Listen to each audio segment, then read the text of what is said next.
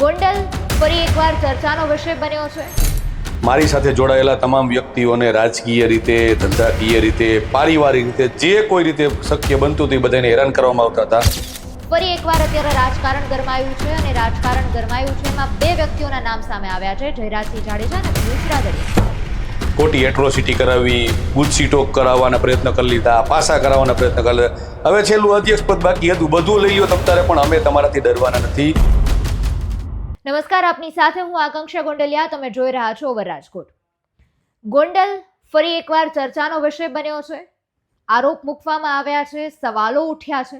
આમ તો ગોંડલ કે જેને આપણે મિર્ઝાપુર કહીએ છીએ, અનેક ઘટનાઓ ત્યાંથી બનતી હોય છે અને જ્યારે પણ ગોંડલ આપણા માનસપટ પર નામ આવે ત્યારે બંને પક્ષો આમને સામને છે, સતત સંઘર્ષ થઈ રહ્યા છે, આરોપ પ્રતિ આરોપ થઈ રહ્યા છે। આવું કંઈક ચિત્ર આપણી સામે તરવરતું સામે આવી જાય, કારણ કે ખબર છે કે ત્યાંની પરિસ્થિતિ કે ત્યાંની આવી જ કોઈક ઘટના આપણી સામે આવતી હશે। હજુ થોડા દિવસો પહેલાની જ આપણે વાત કરીએ તો પેટ્રોલ પંપ પરનું ફાયરિંગ છે અને આજે સમગ્ર મામલો ગરમાયો હતો। ફરી એકવાર અત્યારે રાજકારણ ગરમાયું છે અને રાજકારણ ગરમાયું છે એમાં બે વ્યક્તિઓના નામ સામે આવ્યા છે, જયરાજસિંહ જાડેજા અને પિયુષ રાદડિયા। મામલો શું બન્યો છે તેના પર નજર કરીએ। વિશ્વ હિન્દુ પરિષદના અધ્યક્ષ હતા પિયુષ રાદડિયા અને તેમણે અત્યારે 6 મહિનાની અંદર જ રાજીનામું આપી દીધું છે। રાજીનામું તો આપ્યું છે, પણ તેની સાથે તેમણે અનેક સવાલો કર્યા છે, અનેક આરોપ કર્યા છે, અનેક આક્ષેપો મૂક્યા છે જયરાજસિંહ જાડેજા પર।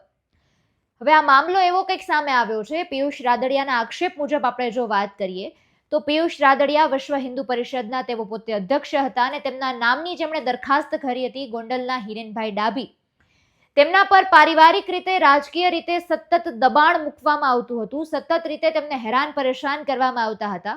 એટલે તેમનું કહેવાનું એમ છે કે જો મારા રાજીનામા પછી કોઈની શાંતિ થઈ જતી હોય, હેરાનગતિ કોઈની ઓછી થઈ જતી હોય તો એ પદ મારે નથી જોતું, મારે આ રાજીનામું આપી દેવું જોઈએ। રાજીનામું આપવા પાછળનું એવું કારણ એ બતાવી રહ્યા છે, એવો આક્ષેપ મૂકી રહ્યા છે કે જયરાજસિંહ જાડેજા સતત એ લોકોને પરેશાન કરી રહ્યા હતા। એમના નામની જેમને દરખાસ્ત મૂકી હતી હિરેનભાઈ ડાભી અને બીજું નામ છે ધર્મેન્દ્રભાઈ રાજાણી, તેમને પણ સતત હેરાન કરવામાં આવતા હતા, તેમને પણ રાજકીય રીતે તેમના પર દબાણ કરવામાં આવતું હતું, તેમને જવાબદારીઓમાંથી તેઓ વિમુખ થઈ જાય તેવા સતત પ્રયત્નો આચરવામાં આવતા હતા। એટલે પિયુષ રાદડિયા એવો આક્ષેપ કરી રહ્યા છે કે એમના રાજીનામું એમને મૂક્યું છે કારણ કે એવો પોતાના કાર્યકર્તાઓ હિરેનભાઈ ડાભી, ધર્મેન્દ્રભાઈ રાજાણી આ બધાને પરેશાનીમાંથી એવો દૂર કરવા માંગતા હતા। તેમણે એવો આરોપ કર્યો છે કે જયરાજસિંહ જાડેજા એમને જે પસંદ નથી એ વ્યક્તિ જો તે પ્રસંગમાં પણ હાજર થાય છે, કોઈ પણ તહેવારમાં હાજર થાય છે તો એમને વસ્તુ ગમતી નથી અને એ વ્યક્તિને સતત હેરાન કરતા હોય છે।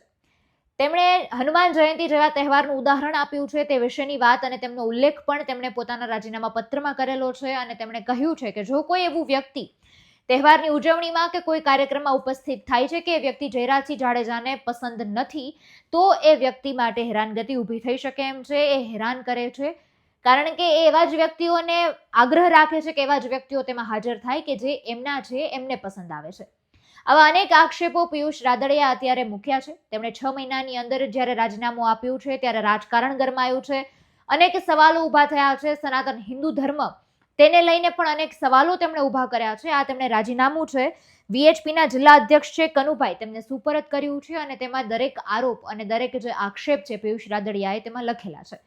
એ જ્યારે આપણે વાંચીએ તો તેમાં પણ આપણને જાણવા મળે કે કઈ રીતે જયરાજસિંહ જાડેજા છે તેમના પર આક્ષેપો મૂકી રહ્યા છે। અને આમ તો જો કે આ પહેલીવાર ઘટના નથી બની, આમ તો સતત ધુઆંધાર આરોપો છે પિયુષ રાદડિયા સતત જયરાજસિંહ જાડેજા પર કરતા આવ્યા છે અને એની વચ્ચે અચાનક જ્યારે એમણે રાજીનામું આપ્યું છે ત્યારે અનેક સવાલો આપણી સામે પણ ઊભા થાય છે।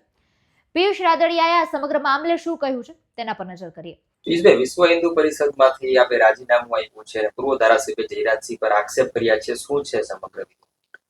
આશરે 6 મહિના પહેલા વિશ્વ હિન્દુ પરિષદના અધ્યક્ષ તરીકે મારી નિમણૂક થઈ, ત્યારથી લઈ અને આ લોકોના પેટમાં તેલ રેડાયું હોય, કારણ કે મારા અધ્યક્ષ પદે રહેવાથી વધારેમાં વધારે લોકો જોડાય, પણ એ લોકો કેવા હોય કે એમને ગમતા ન હોય, પણ મારું કામ એવું હતું કે સનાતન ધર્મનું કામ કરવાનું છે, એમના વધારેમાં વધારે વિશ્વ હિન્દુ પરિષદમાં કાર્યકર્તા જોડાય અને વધારેમાં વધારે ધાર્મિક ઉત્સવોની ઉજવણી થાય એના માટેના મારા પ્રયત્નો હતા, જેમાં દરેક વ્યક્તિ આર્થિક સહયોગ આપવા માંગતા હોય કે શારીરિક સહયોગ આપવામાં, જેમ કે સ્વયંસેવક તરીકે જોડાવા માંગતા હોય, તમામ લોકોને મારે આમંત્રણ આપવાના હોય, જાહેર આમંત્રણ આપવાનું હોય અને એ લોકો આવે તો એમનું સન્માન કરવાનું હોય। એમાં એમને ન ગમતા વ્યક્તિ હોય એવા પણ આવવાના હોય એવી એને માહિતી હોય, જેથી કરીને વ્યક્તિગત હનુમાન જયંતિની શોભાયાત્રામાં પણ મારો વિરોધ કર્યો હતો અને મારી સાથે જોડાયેલા તમામ વ્યક્તિઓને રાજકીય રીતે, ધંધાકીય રીતે, પારિવારિક રીતે, જે કોઈ રીતે શક્ય બનતું હતું એ બધાને હેરાન કરવામાં આવતા હતા. જેથી 6 મહિનાથી હવે મને એવું થયું કે મારા અધ્યક્ષ પદે રહેવાથી મારી સાથે રહેનારા લોકોને પણ તકલીફ પડતી હોય તો એવું કામ મારે કરવું ન જોઈએ. હું પદ ઉપર હોય કે ન કહું હોય, મારે સનાતન ધર્મનું કામ કરવાનું છે, હું કરતો રહીશ. કયા પ્રકારના જે તમે આક્ષેપો કર્યા છે, રાજીનામામાં નકેલા છે, કયા પ્રકારના એ લોકો ઉપર ટોર્ચરિંગ કરવામાં આવતું? એમ કે એના પરિવારમાં કોઈ વડીલ હોય તેમને બોલાવીને એમ કે ભાઈ તમારા પિયુષ સાથે રખડવું નહીં, એમના કોઈ ધંધા હોય, ટેન્ડર હોય તો ટેન્ડરમાં નડવાનું, કોઈ એમના વ્યક્તિ કોઈ પાર્ટીમાં હોય તો ભારતીય જનતા પાર્ટીમાં હોય, કોઈ નગરપાલિકાના સદસ્ય હોય તો એમને બોલાવીને કહેવાનું ભાઈ આ શું કામ આવું કરે છે, આ વ્યક્તિને કેમ અધ્યક્ષ બનાવ્યો છે. આવા ઘણા બધા પ્રકારના દબાણ થતા હતા. જેમ મારી પર કેમ કર્યું કે ખોટા ગુના દાખલ કર્યા, એવા ખોટી એટ્રોસિટી કરાવી, ગુજસી ટોક કરાવવાના પ્રયત્ન કરી લીધા, પાસા કરાવવાના પ્રયત્ન કરી લીધા. હવે છેલ્લું અધ્યક્ષ પદ બાકી હતું, બધું લઈ લ્યો તમ તારે, પણ અમે તમારાથી ડરવાના નથી. અમારી પ્રવૃત્તિ છે, અમે ચાલુ જ રાખવાના છીએ. એટલે આમ તો અત્યારે આ મામલો ફરી એકવાર ગરમાયો છે, નવો એક મુદ્દો ફરી એકવાર સામે આવ્યો છે ગોંડલ પંથકમાંથી. અને જે રીતે આપણે વાત કરી કે અત્યારે એમનું રાજીનામું છે આપી દેવામાં આવ્યું છે, સ્વીકૃતિ રાજીનામાની હજુ થઈ નથી. આવનારા સમયમાં જ ખબર પડશે કે આ કેસમાં હવે શું નવો વળાંક આવે છે, આ કેસમાં હવે નવું શું આપણે જોવાનું છે. અને જયરાજસિંહ જાડેજા છે તેમનું કોઈ નિવેદન આ મામલે આવે છે કે કેમ, અન્ય વ્યક્તિઓનું કોઈનું નિવેદન આ મામલે આવે છે કે કેમ, એ આવનારા સમયમાં જ ખબર પડશે. સમગ્ર મામલે આપનું શું કહેવું છે કમેન્ટમાં જણાવજો. ફરી મળીશું. હવે મને રજા આપશો. નમસ્કાર.